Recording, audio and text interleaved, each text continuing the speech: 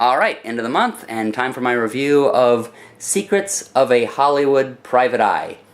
And much as the book promises, it is genuinely about a private investigator in the Los Angeles area, primarily Hollywood, essentially his various stories of going on these investigations, etc., etc.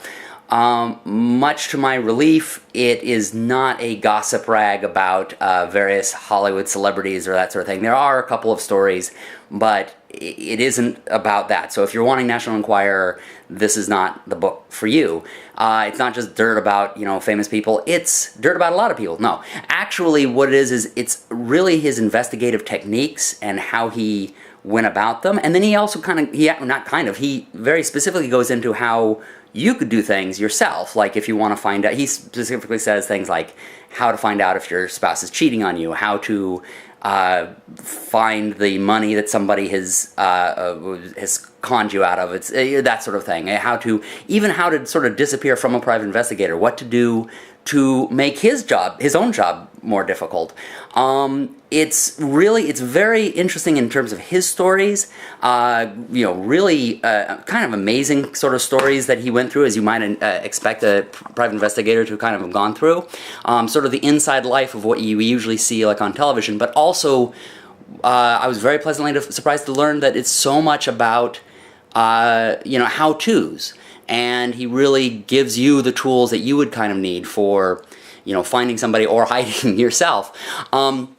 The biggest problem with this, and this is a problem that basically plagues the independent publishing business and art form and all that, and so I'm glad that it had this problem because I want to talk about this. It's the lack of editing. In fact, one of the problems, this one's sort of an extreme example, example of this, because not only is the editing problematic, a lot of times in books, it'll be like, minor problems or things that people who really know the specifics of English, notice. The specifics of the little details, that sort of thing. Exactly where you should be using a semicolon here instead of a comma, or, et cetera, et cetera.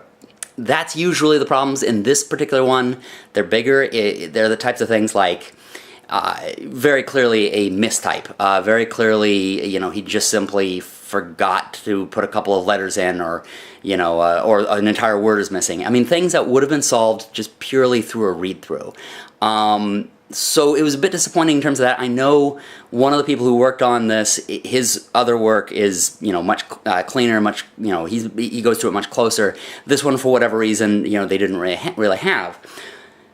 All that having been said, though, here's the thing. If you're going to say you don't want to read something just purely because of grammatical errors, that sort of thing, not that there's an excuse to make those grammatical errors and all that. We do need to work on our work and fix it, etc., etc.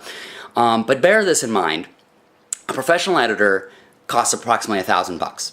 And a lot of times our independently published work isn't even going to make $1,000, let alone can we afford it, and et cetera, et cetera. Again, not an excuse, but just understand that's where we're coming from as independent authors.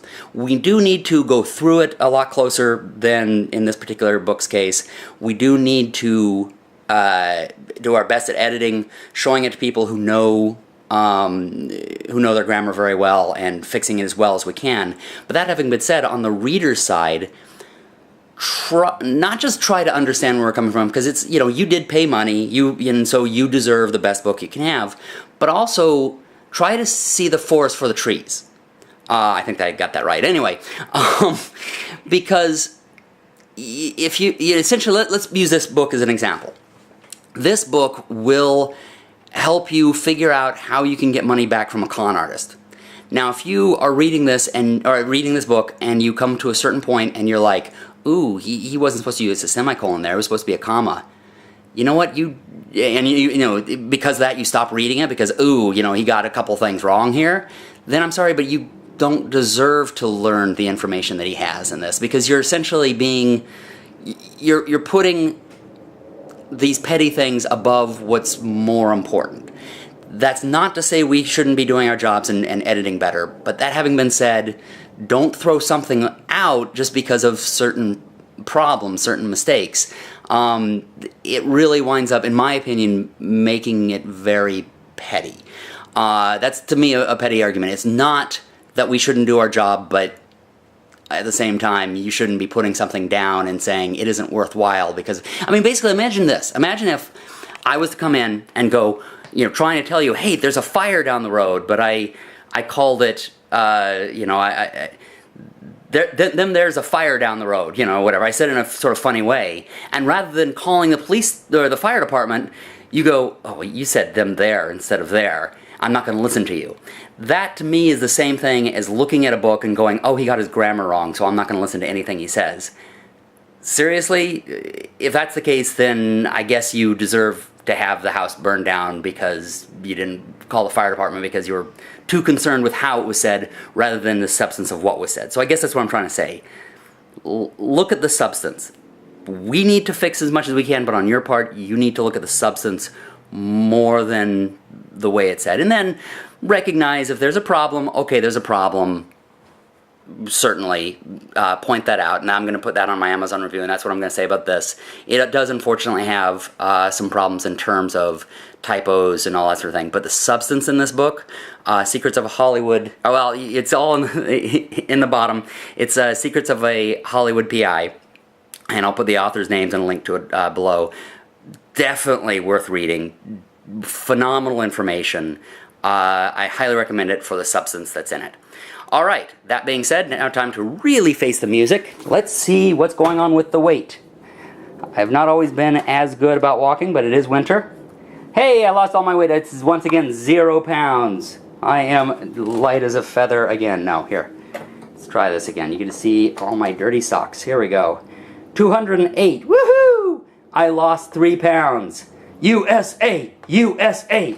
Alright, well, I will be continuing to walk and continuing to read. I'm not exactly sure what yet. Still no one has submitted anything. I find it really unusual because on Facebook you get these book groups and it's like big, it's just basically like an advertisement group. Every single entry is somebody else's book, but now I'm trying to do a review show and nobody seems interested in having it reviewed. But anyway, so I'll be picking, it'll be another nonfiction because, again, I'm trying to follow the genre of what I'm currently writing or promoting, and I'm promoting my own book. In fact, my book, Two Gun Heart, which I'm going to get an example of here, comes out on March 16.